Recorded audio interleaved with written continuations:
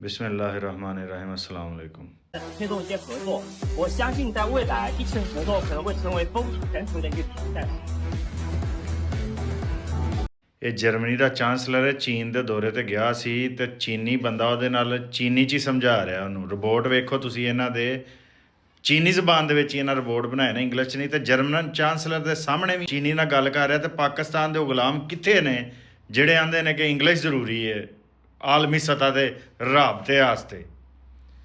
ਤੇ ਉਹ ਜਰਮਨੀ ਦਾ ਚਾਂਸਲਰ ਫਿਰ ਜਰਮਨੀ 'ਚ ਵਾਪਸ ਗਿਆ ਤੇ ਜਾ ਕੇ ਪਿੱਟਣ ਡੇ ਹੈ। ਆਂਦਾ ਜੇ ਤੁਸੀਂ ਜਰਮਨੀ ਨੂੰ ਅਮੀਰ ਰੱਖਣਾ ਚਾਹੁੰਦੇ ਹੋ ਤੇ ਜ਼ਿਆਦਾ ਮਿਹਨਤ ਸ਼ੁਰੂ ਕਰ ਦਿਓ, ਚੀਨੀ ਬਹੁਤ ਅੱਗੇ ਲੰਘ ਗਏ ਜੇ। ਜਰਮਨੀ ਦੇ ਚਾਂਸਲਰ ਦੀ ਵੀਡੀਓ ਬੜੀ ਮਸ਼ਹੂਰ ਹੋਈ ਹੈ, ਜਾ ਕੇ ਸੁਣ ਲਓ।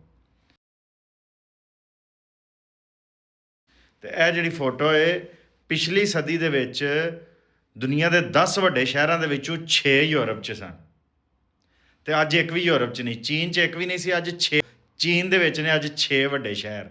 ਤੇ ਯੂਰਪ 'ਚ ਜਦੋਂ ਵੱਡੇ ਸ਼ਹਿਰ ਸਨ ਨਾ ਤੇ ਫਿਰ ਉਹ ਮੁਨਜ਼ਮ ਸਨ ਤੇ ਉਹਨਾਂ ਨਾਲ ਦੁਨੀਆ ਤਾਕਤ ਬਣਦੀ ਹੈ। ਪਾਕਿਸਤਾਨ ਦੇ ਵਿੱਚ ਵੀ 2 ਵੱਡੇ ਸ਼ਹਿਰ ਨੇ, ਕਰਾਚੀ ਔਰ ਲਾਹੌਰ। ਪਸ਼ਤੂਨਾਂ ਦਾ, ਬਲੋਚਾਂ ਦਾ, ਸਿੰਧੀਆਂ ਦਾ, ਮਾਜਰਾਂ ਦਾ ਦੁਨੀਆ 'ਚ ਸਭ ਤੋਂ ਵੱਡਾ ਸ਼ਹਿਰ ਕਰਾਚੀ ਹੈ ਉਰਦੂ ਬੋਲਣ ਵਾਲਿਆਂ ਦਾ। ਤੇ ਸਿਰਫ ਉਹਨੂੰ ਮੁਨਜ਼ਮ ਅੱਛੇ ਤਰੀਕੇ ਨਾਲ ਕਰ ਲਿਆ ਜਾਏ ਤੇ ਪਾਕਿਸਤਾਨ ਦੀ ਵੀ ਦੁਨੀਆ 'ਚ ਤਾਕਤ ਬਣ ਸਕਦੀ ਹੈ। ਜਿੰਝ ਹੁਣ ਦੁਬਈ ਹੈ, ਛੋਟਾ ਜਿਹਾ ਦੁਬਈ ਹੈ ਲੇਕਿਨ ਉਹ ਪੂਰੀ ਦੁਨੀਆ ਦਾ ਇੱਕ ਕਮਰਸ਼ੀਅਲ ਹੱਬ ਹੈ। ਕਰਾਚੀ ਸੀ ਪਹਿਲਾਂ ਇੰਝ ਦਾ। ਤੇ ਜਿਹੜੀ ਅੰਗਰੇਜ਼ੀ ਦੀ ਗੁਲਾਮੀ ਦੇ ਵਿੱਚ ਕੌਮ ਨੂੰ ਪਾਏ ਆ ਨਾ, ਅਹਿਸਾਸੇ ਕਮਤਰੀ ਦੇ ਵਿੱਚ ਜ਼ਹਿਨੀ ਤੌਰ 'ਤੇ ਮਫਲੂਜ ਹੋ ਗਏ ਨੇ। ਨਾ ਇਹਨਾਂ ਕੋਲ ਕੋਈ ਇਲਮ ਹੈ। ਇਹ ਪਾਕਿਸਤਾਨ ਦੀ ਆਬਾਦੀ ਅੱਗੇ ਘਟ ਗਈ, ਜਾਂਦੇ ਨੇ ਆਬਾਦੀ ਹੋਰ ਘਟਾਓ। ਉਹ ਭਾਈ ਚੀਨ ਨੇ ਆਪਣੀ ਵੱਡੀ ਆਬਾਦੀ ਦੇ ਨਾਲ ਉਹਨਾਂ ਨੂੰ ਹੁਨਰਮੰਦ ਬਣਾਇਆ ਆਪਣੀ ਜ਼ੁਬਾਨ ਦੇ ਵਿੱਚ। ਤੇ ਇਸ ਟਾਈਮ ਦੁਨੀਆ ਦੇ 6 ਵੱਡੇ ਸ਼ਹਿਰ ਚੀਨ 'ਚ ਨੇ ਔਰ ਉਹ ਖੁੱਲ੍ਹੇ ਪੈਸੇ ਛਾਪਣ ਡੇ ਨੇ। ਦੁਨੀਆ ਦੀ ਸਾਰੀ ਇੰਡਸਟਰੀ ਉੱਥੇ ਵੇ।